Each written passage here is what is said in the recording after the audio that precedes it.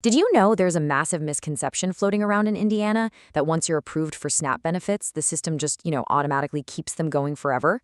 Man, I wish that were true. But unfortunately, it's not the case. Literally thousands of people risk losing their assistance every year, simply because navigating the online renewal process feels super overwhelming. Well, welcome to The Explainer. I am so incredibly thrilled to have you here today. Let's get right into it, because our purpose today is simple, but it is absolutely vital. We are going to empower you with the exact knowledge, the tips, and the tools you need to conquer the Indiana Family and Social Services Administration portal. By the time we wrap up, you're going to be able to renew your benefits online, without the stress, without the confusion, and definitely without waiting on hold for hours. Okay, let's dive into this. $188. That right there is the average monthly SNAP benefit for a single older adult in Indiana. To put that into perspective, we're talking about over $2,000 a year in critical food assistance. So when we talk about this renewal process, this is literally what's on the line. A lapse in your benefits doesn't just mean dealing with a giant bureaucratic headache, right? It means taking a direct hit to your household's ability to buy nutritious food, like fresh fruits, vegetables, and dairy. Avoiding that lapse is absolutely crucial, and that is exactly what we're going to secure today. Think of me as your friendly caseworker today, guiding you through this clear roadmap. We'll quickly cover why SNAP renewal matters, how to get ready to renew online, a step-by-step portal guide, troubleshooting common portal problems, a few pro tips for a smooth renewal, and finally, exactly what happens after submitting. All right, Section 1, why SNAP renewal matters. So here's the deal. The state of Indiana requires most households to recertify their eligibility every 12 months. Now, if you're over 60 or if you have a disability, that period might be extended out to 36 months. Failing to recertify on time is actually the #1 leading cause of sudden case closures. It's wild. One day, your Hoosier Works EBT card works perfectly at the grocery store, and the very next day it gets declined. But listen, please don't worry. The whole system is designed to warn you.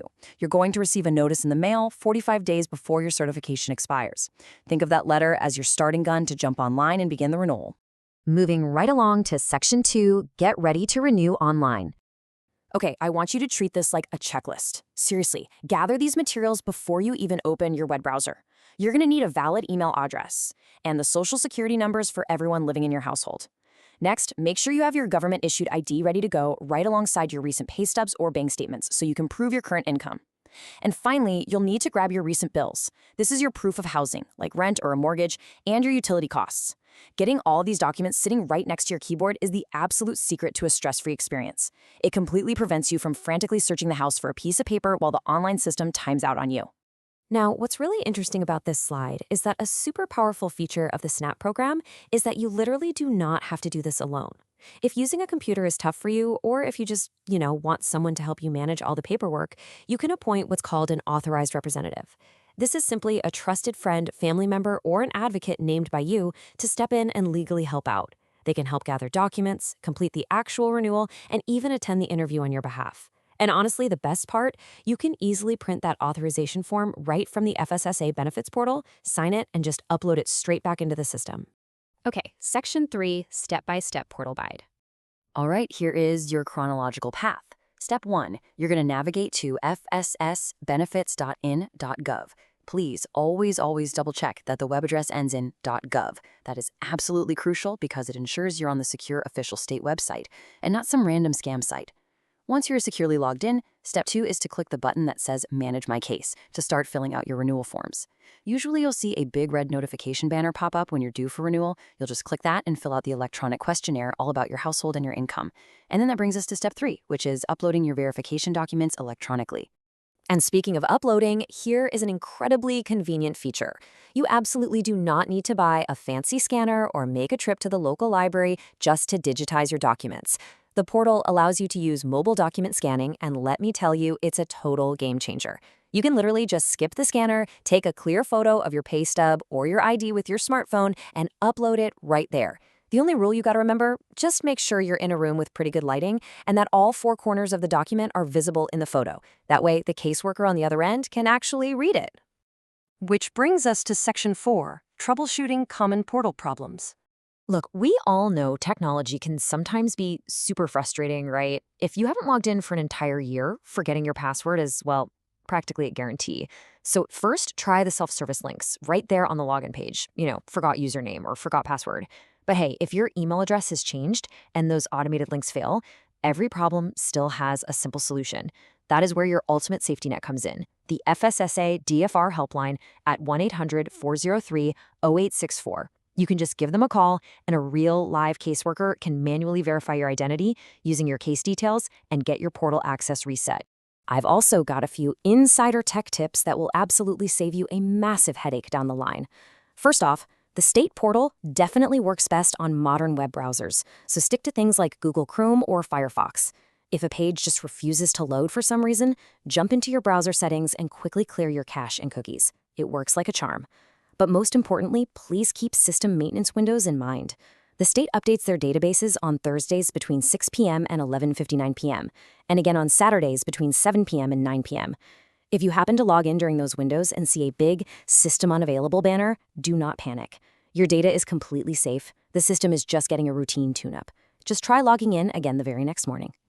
Next up is Section 5, Pro Tips for Smooth Renewal.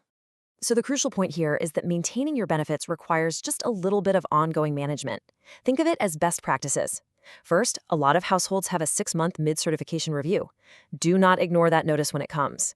Second, and guys, this is massive, you absolutely must report any major household changes within 10 days. We're talking about a new job, a shift in income, or someone moving in or out of your house. Failing to report those changes within 10 days is a leading cause of case closures, or even worse, nasty overpayment issues where the state actually asks for money back. My advice? Set calendar reminders on your phone for all these deadlines. And always, always double-check every single piece of entered data before you hit submit. And finally, Section 6, what happens after submitting? And this brilliantly illustrates exactly what your timeline looks like once you click that submit button. Let's break it down. So you got your renewal notice 45 days out, and you submitted your forms. Awesome. The next major milestone is that by the 15th of your expiry month, you generally have to complete a mandatory phone interview.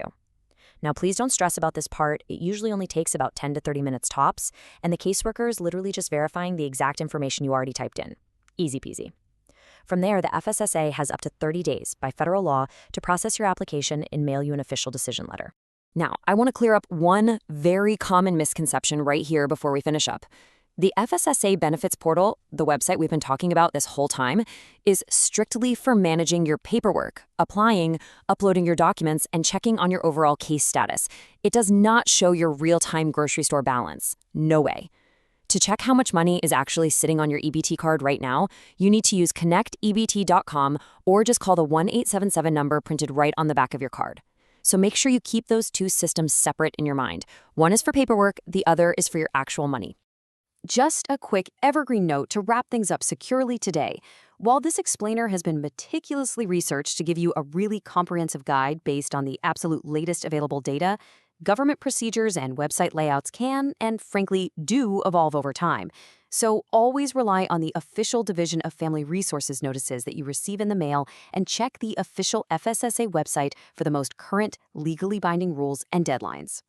Well, we've covered the timelines, we've gone over the tech tips, and we've walked through the essential steps to keep your EBT card active. By preparing your documents ahead of time, understanding how to navigate the digital portal, and knowing exactly when to reach out and ask for help, you are entirely in control of this process. So I leave you with this final thought. With these tools in hand, are you fully prepared to secure your benefits and continue nourishing your household? I certainly hope you're feeling confident, supported, and absolutely ready to conquer that online portal. Thanks so much for joining me on this explainer, and best of luck out there.